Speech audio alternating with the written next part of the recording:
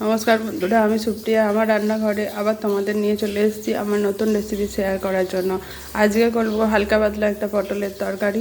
তা দেখতে থাকো কিভাবে করতে থাকি। কড়ার তেল গরম হয়ে গেছে, এখানে আলু পটলের মধ্যে নুন হলুদ ম্যারিনেট করে নিয়েছি। তাই এটাকে মাখিয়ে নিই ভালো করে, দিয়ে দিই একবারে আলু পটল একসাথে দিয়ে দিলাম। এই গরমের দিনে হালকা পাতলা তরকারি তো খেতে ভালোই লাগবে।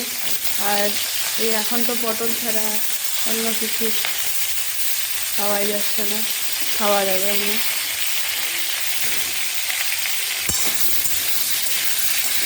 সেটাকে ভালো করে ভেজে নিই লাল লাল করে, তারপর ফিরে আসছি তোমাদের কাছে আবার। দেখো বন্ধুরা, পটলটা লাল লাল করে ভেজে তুলে নিয়েছি। এখানে তেলের মধ্যে কারি পাতা ফোড়ন দিয়েছি। আজকে আর জিরে তেজপাতা ফোড়ন দেবো না, আজকে কারি পাতা ফোড়ন দিই।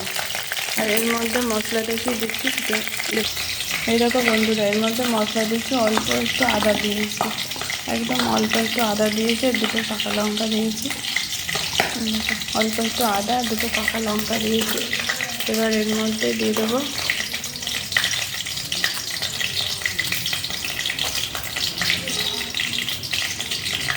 দু চামচ জিরে,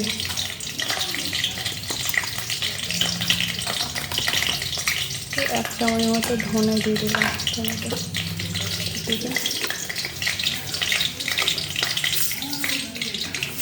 আর একটু দিলাম পোস্ত।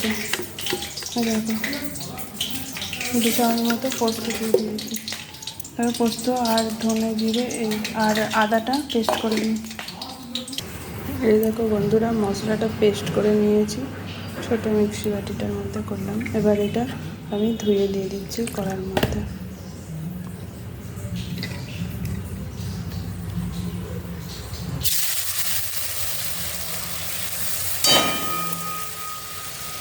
এবার এটা ধুয়ে দিয়ে দেওয়ার পর এটা একটু হোক।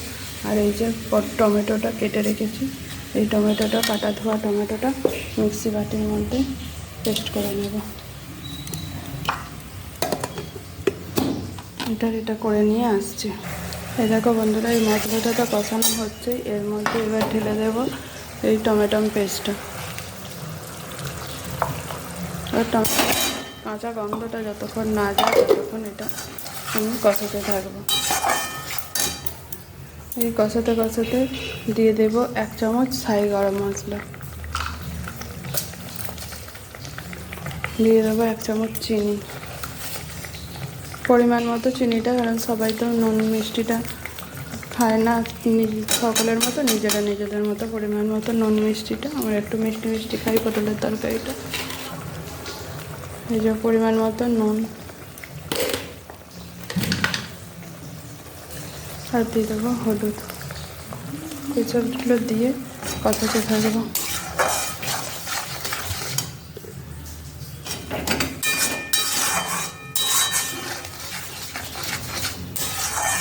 পুরো মশলাটা কষানো হয়ে যায়, তারপর তোমাদের আবার দেখাচ্ছি। এই দেখো বন্ধুরা, মশলাটা একদম কষা তেল ছেড়ে গেছে, বুঝতে পারছি একদম তেল ছাড়া হয়ে গেছে। তাই এবার এর মধ্যে ভেজে রাখা পটল আলুটা এবার দিয়ে দেবো। মশলাটা একদম ভাজা হয়ে গেছে, ভেজে রাখা পটল আলুটা এর মধ্যে দিয়ে দিলাম। এবার ভালো করে মাখিয়ে নেব।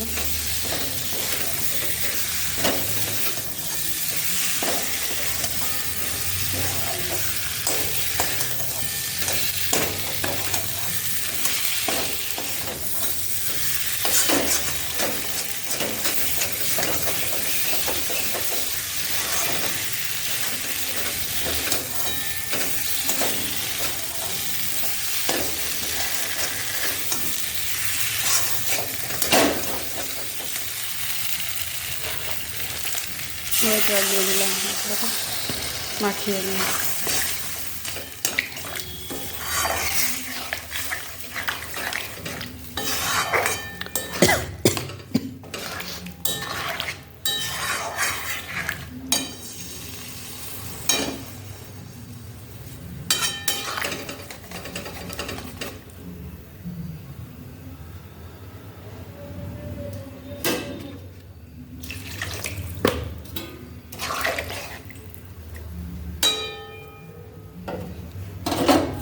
এবার চাপা দিয়ে দিই, সেদ্ধ হোক, ফুটে গেলে গ্যাসটা। এই দেখো বন্ধুরা, তরকারিটা চাপা দিয়ে রাখা ছিল, চলে এসেছি। এবার তরকারিটা হতে হতে আমার গ্যাস পরিষ্কার করা হয়ে গেল। এই হলো আমার পটল আলুর হালকা পাতলা কারি পাতা দিয়ে দম। রোজ রোজ তো একরকম ভালো লাগে না, আর এই গরমের দিনে একটু হালকা পাতলা তরকারি হলে খুবই ভালো হয়। সেদ্ধও হয়ে গেছে, তরকারি আমার রেডি। এবার চলো তুলে সার্ভ করা যাক।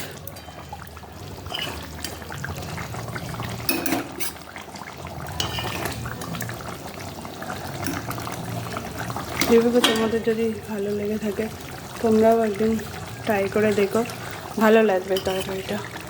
হালকার ওপরে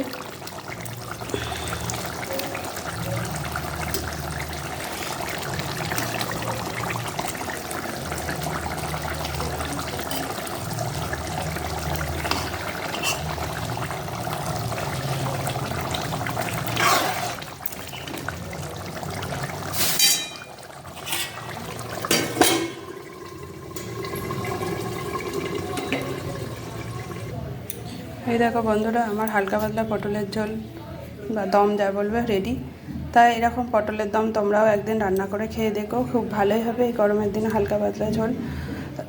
ঠিক আছে বন্ধুরা, এখন রাখছি, আবার অন্য কোনো সময় অন্য কোনো নতুন রেসিপি নিয়ে তোমাদের সামনে চলে আসবো। রাখি বন্ধুরা, এখন তোমরা ভালো থেকো, সুস্থ থাকো এই গরমের মধ্যে।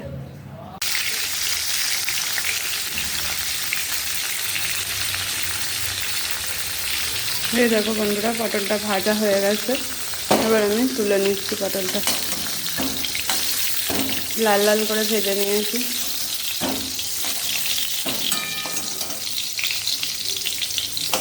লাল লাল করে পটলটা ভেজে নিয়েছি, এবার তুলে নিলাম। এবার এর মধ্যে গোটা গরম মশলাটা দিয়ে দিলাম, দুটো ছোটো হলে দুটো দারচিনির লবঙ্গ দিয়ে দিলাম। তারপর একটু ভাজা ভাজা হয়ে যেতে এর মধ্যে এই যে আদা আর কাঁচা লঙ্কা বেটে রেখেছিলাম ওটা দিয়ে দিলাম।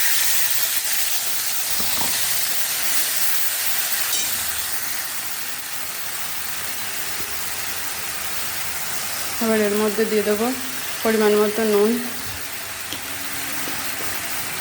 হলুদ,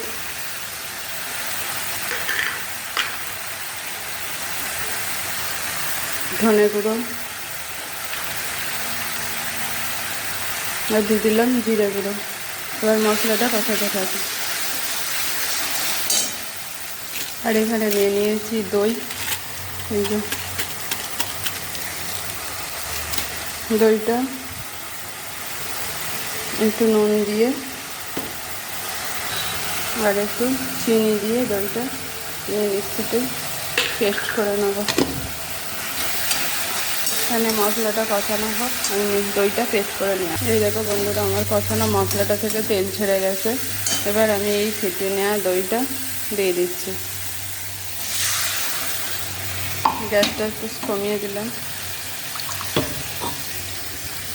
এটা ধুয়ে দিয়ে দিচ্ছি।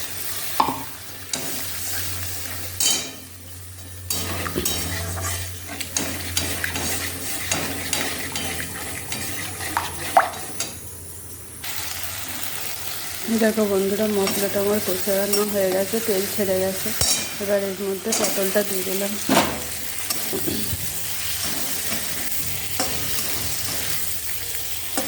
পটলটা একটু নেড়ে ছেড়ে এবার জল দিয়ে দেবো।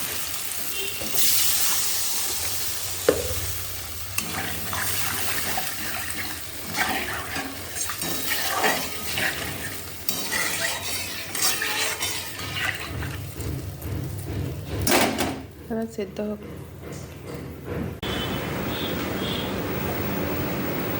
এই দেখো বন্ধুরা, আমার দই পটল রেডি হয়ে গেছে। তো তোমাদেরও যদি ভালো লাগে তোমরাও এরকম করে করে খেতে পারো। তা এখানেই রাখছি, আবার নতুন কোনো রেসিপি নিয়ে নতুন কোনো সময় চলে আসবো।